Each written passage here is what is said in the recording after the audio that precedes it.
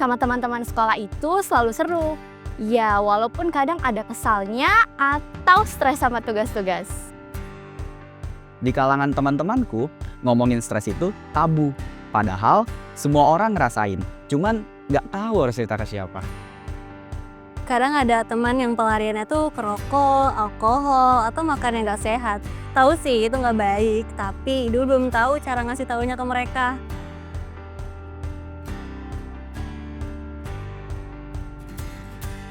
Sampai akhirnya aku kenal program YHP dari guru BK.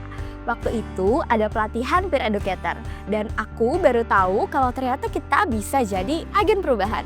Aku belajar tentang penyakit tidak menular, kesehatan mental, kesetaraan gender, dan semuanya disampaikan dengan cara yang bisa kita pahami. Kami berdiskusi, role play mengajak teman sebaya menerapkan pola hidup sehat. Dari situ aku sadar kalau jadi pendidik sebaya bukan hanya tentang ngasih tahu, tapi bagaimana kita dengerin dari hati ke hati. Pelatihan ini juga bikin aku sadar soal kesetaraan gender. Sehat itu untuk semua orang, baik sehat fisik maupun mental. Setelah pelatihan, kami berdiskusi dengan guru untuk mengedukasi teman-teman di sekolah. Topik yang dibawakan mulai dari hidup tanpa rokok hingga kesejahteraan emosional. Kami jadi lebih berani mengajak teman-teman untuk hidup lebih sehat. Aku mulai coba bikin nugget dari sayuran. Awalnya itu cuma eksperimen, tapi ternyata teman-teman suka banget. Dari situlah kami jadi sering ngobrolin pilihan makan yang lebih sehat.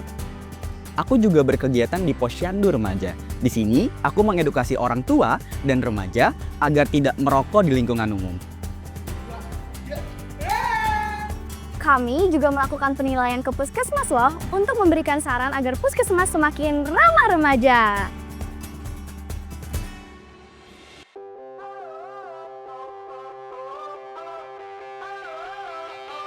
Daripada disebut sensitif jika menemukan ketidaksetaraan gender, sekarang aku lebih peduli bagaimana laki-laki dan perempuan harus mendapatkan perlakuan yang sama. Ilmu yang kudapatkan selama menjadi PE, aku implementasikan juga di rumah, karena aku yakin hidup sehat dimulai dari keluarga.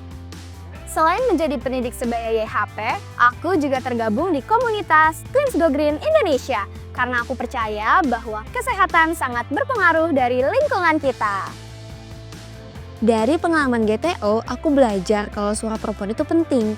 Makanya aku ajak teman-teman perempuan buat gak ragu ambil posisi yang mereka mau.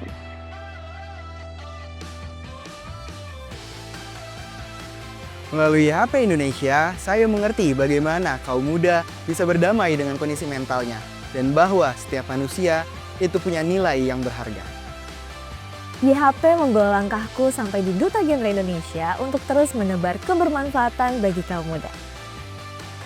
Aku harap program kayak gini akan ada di makin banyak sekolah.